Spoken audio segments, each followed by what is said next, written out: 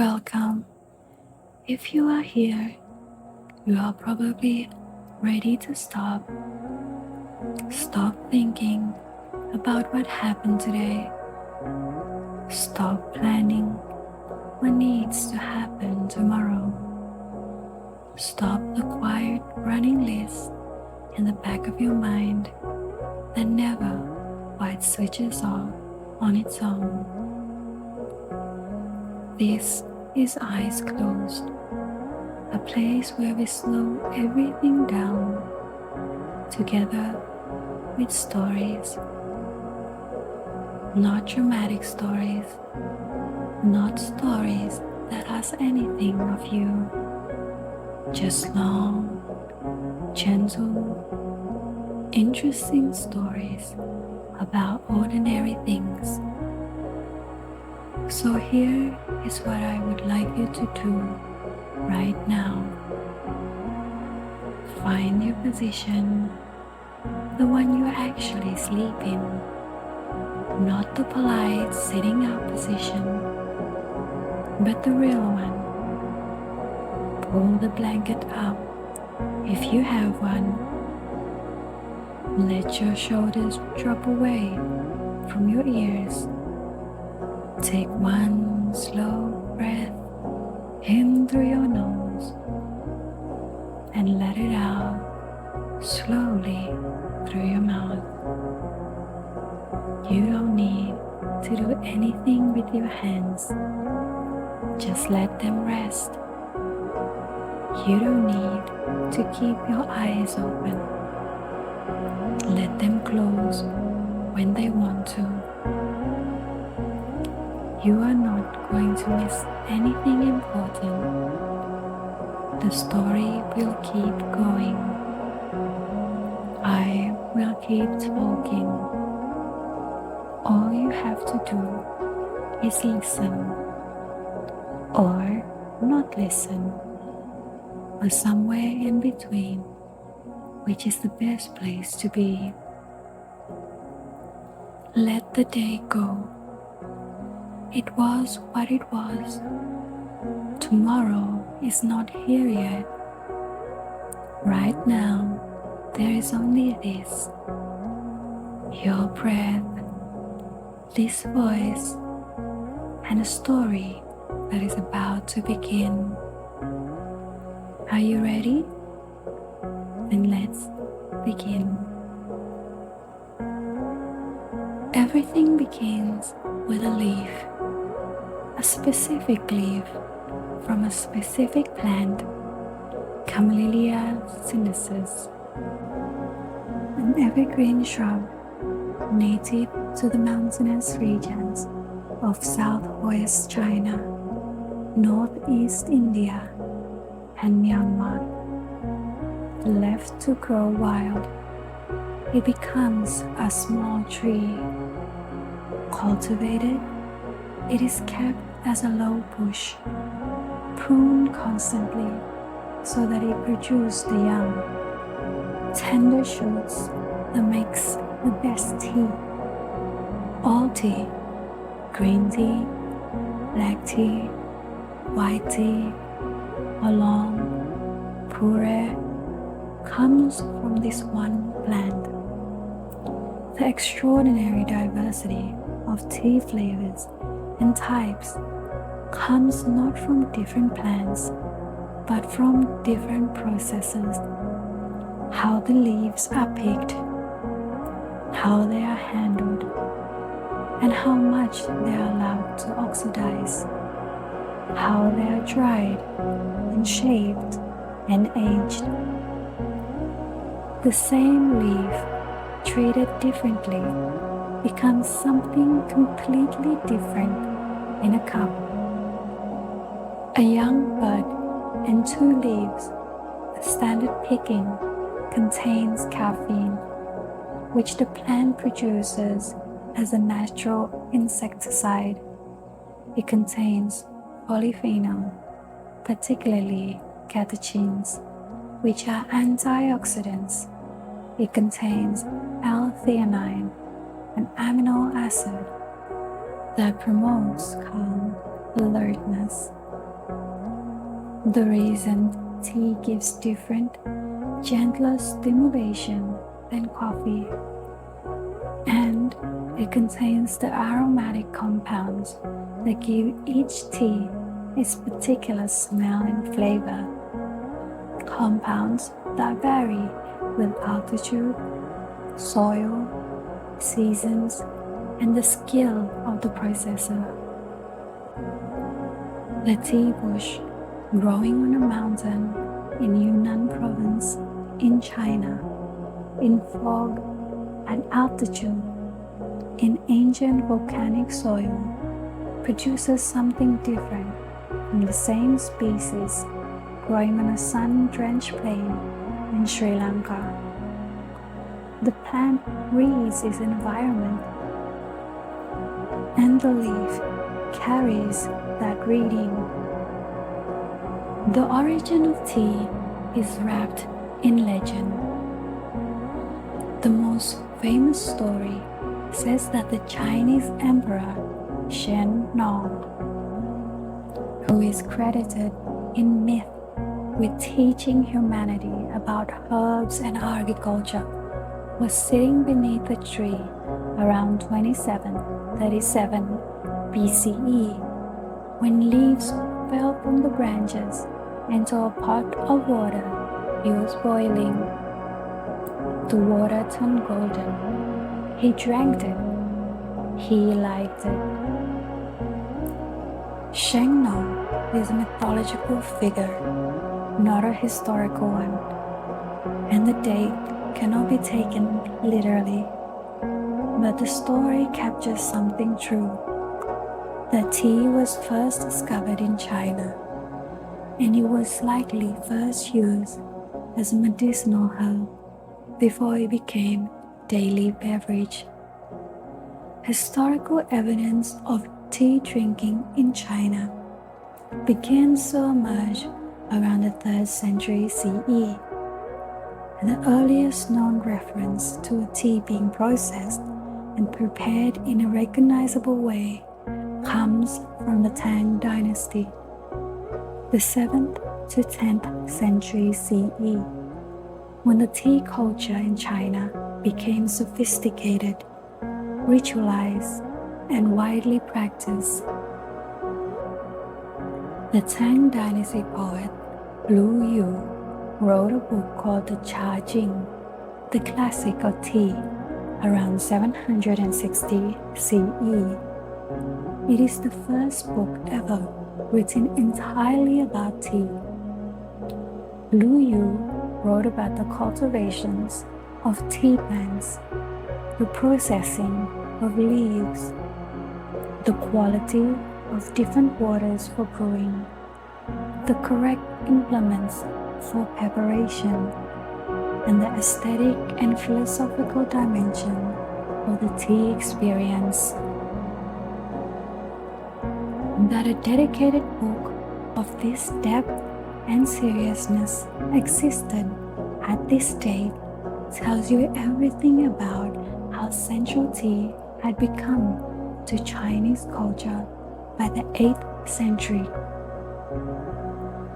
In Japan, tea became something more than beverage.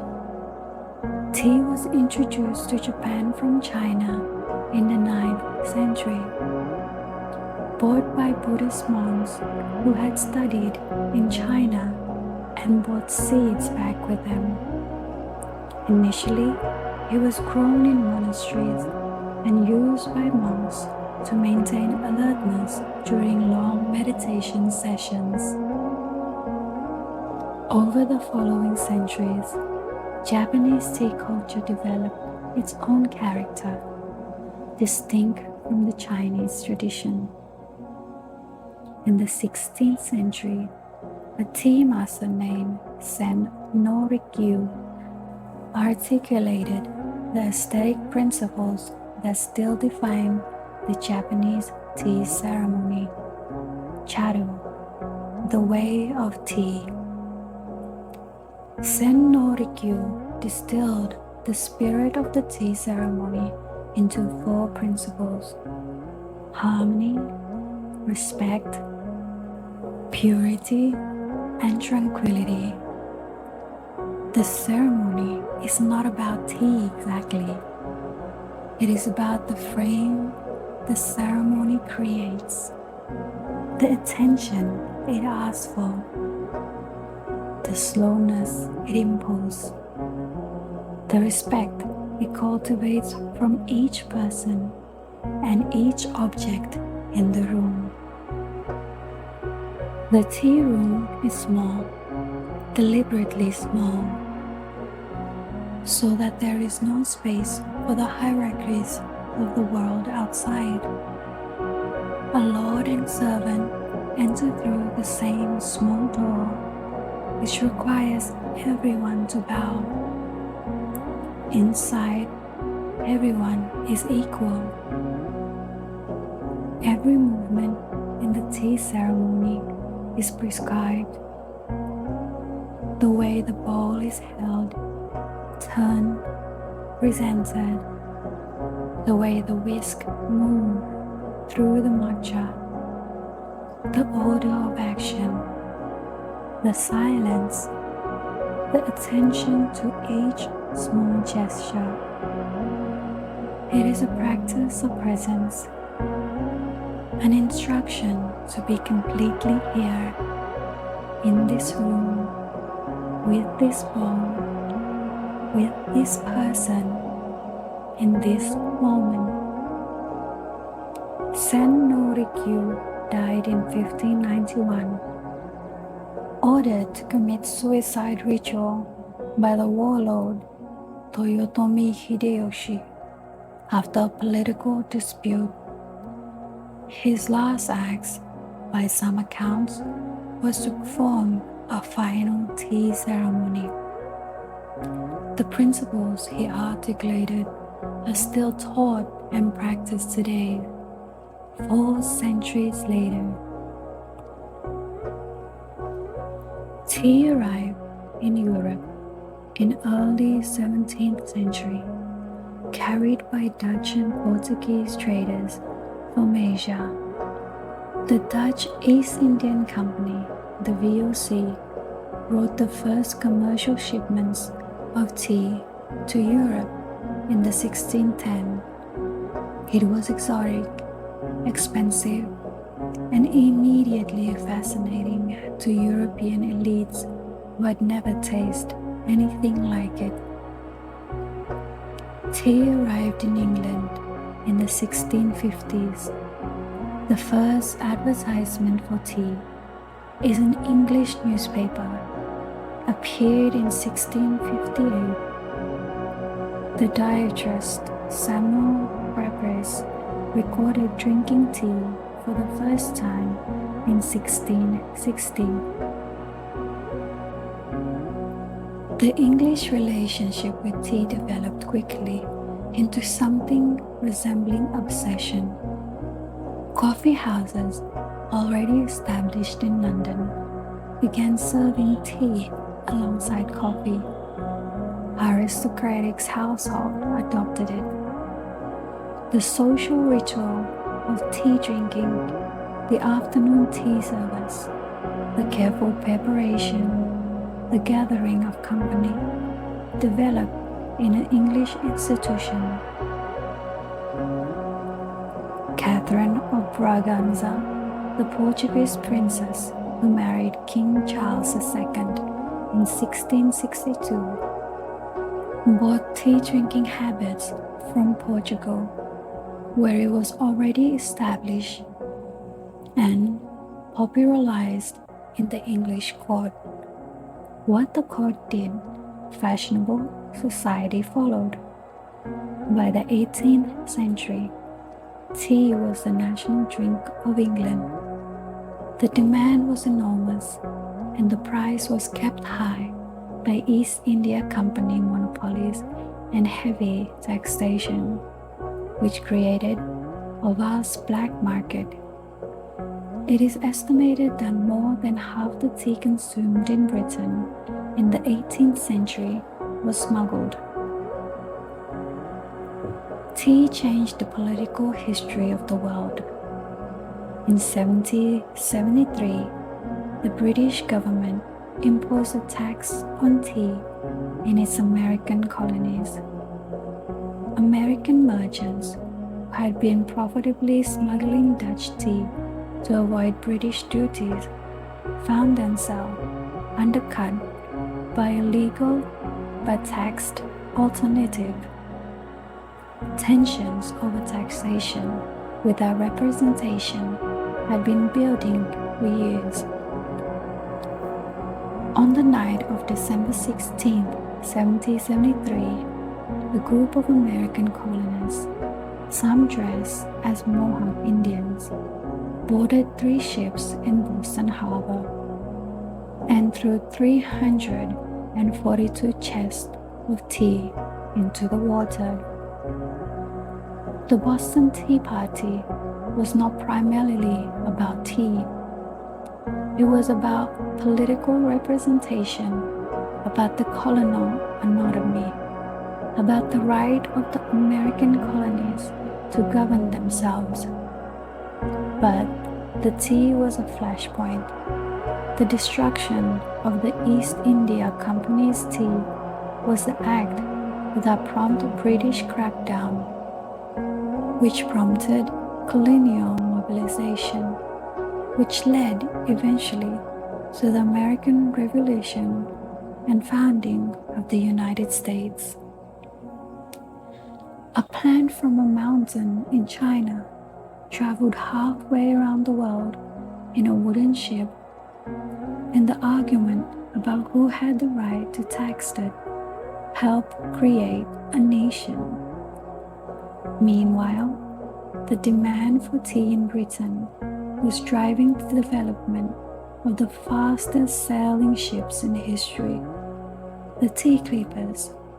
The journey from China to Britain took months around the Cape of Good Hope, and whoever arrived first with the new season's tea got the best price.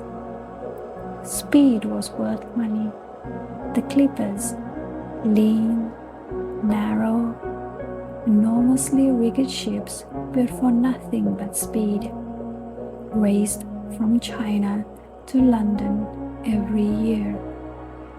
The most famous race in 1866 saw 5 clippers leave Fuzhou, China, on the same tide and race 16,000 miles. 2 ships arrive in London on the same day, within 20 minutes of each other, after 99 days at sea. All teas from Camellia sinensis, but such different teas. The difference lies in what happens to the leaf after picking. Green tea is the least processed.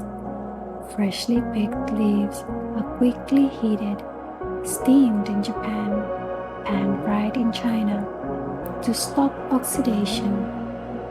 The enzymes that would otherwise turn the leaf brown are deactivated by heat.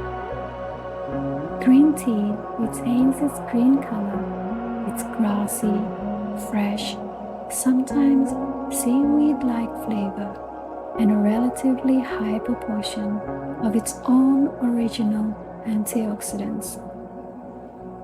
Black tea is fully oxidized. The fresh leaves are withered, rolled, and then left exposed to air. Enzymes in the damaged leaf react with oxygen, turning the leaf brown and black, and developing a robust, malty, complex flavor that characterizes black tea. Assam, Darjeeling, Ceylon, Earl Grey, all black teas, all made from the same plant, all tasting completely different because of where they were grown and how they were processed. Oolong is somewhere in between, partially oxidized, with a spectrum from almost green to almost black, depending on the degree of oxidation the processor allows. White tea is the most delicate, barely processed at all. Young buds and leaves, simply dried. The flavors are light, sweet, almost floral. Purer is aged, sometimes for years or decades. The microbial activity of aging transforms the flavor in ways analogs to wine or cheese. A well-aged purer can have earthy, deep, complex flavors, quite unlike any other tea. One plant, picked at different times, treated differently, aged differently, and you have a world of flavors that humans have been exploring for 15 centuries. The question of how to drink tea is, in England particularly, a matter of surprising seriousness. Milk in tea, a practice unusual in China and Japan, but deeply embedded in British tea culture, began probably because early English porcelain cups were fragile and prone to cracking from the sudden heat of hot tea. Pouring cold milk first, then adding tea, was said to protect the cup. Whether this is true or not, the habit stuck. The milk first versus tea first debate. Does the milk go in the cup before or after the tea? Is a very old and very English argument. In 2003, the Royal Society of Chemistry issued a statement concluding that milk should be added first. Many people ignore this advice. Sugar in tea was originally a luxury. In the 17th and 18th centuries, when tea was expensive and so was sugar, a cup of sweet tea was a demonstration of wealth. The wealthy sweetened their tea. The poor, when they could afford tea at all, took it without. As sugar became cheap through the colonial sugar trade, sweet tea became universal. In Britain, sweet milky tea became the comfort drink of the working classes. High in calories, warm, affordable, a small pleasure in hard lives. In India, chai, spiced milky sweet tea, developed its own tradition. Black tea simmering with milk, ginger, cardamom, cinnamon, clove, sweetened generously. A cup of masala chai from a chaiwala at a railway station. The particular smell of it, the clay cup it's sometimes served in, the first sip of something warm and sweet and complicated is one of the small, reoccurring pleasures of travel in India. Every culture that adopted tea made it its own. There is a particular kind of tea that belongs to the evening, not the brisk, caffeinated of black tea of the morning, not the sharp, clear green tea of the afternoon. Something softer. Chamomile. If you want something without caffeine, rooibos, red bush tea from South Africa. Naturally, caffeine-free with a gentle sweetness, a late harvest white tea, a mild herbal blend, tea drunk slowly without rushing, the cup held in both hands, the warmth traveling from the cup through the palms, up the arms, settling somewhere in the chest. This is tea doing its oldest work, not stimulating, not medicinal, not political, just warm, just present, just a small ritual of making something carefully and sitting down with it. The tea bush on the mountain in China, growing in fog, the hands that pick the leaves, the journey across oceans, the cup in your kitchen, the water boiled, the slow steep, and now this, your hands around warmth, even if the cup is empty and the warmth is only a memory, somewhere between the story and the sleep. And that is where we will leave it tonight. You came here to rest, and I hope that is exactly what you are doing right now, or close to it, somewhere in that warm, quiet place between knowing and not knowing, between the story and the sleep. That is the whole point of this. If you made it all the way to the end, or if you are only hearing this now, coming back from somewhere deeper, thank you for being here. It means something that you chose this for your night. There will be another story when you are ready for it.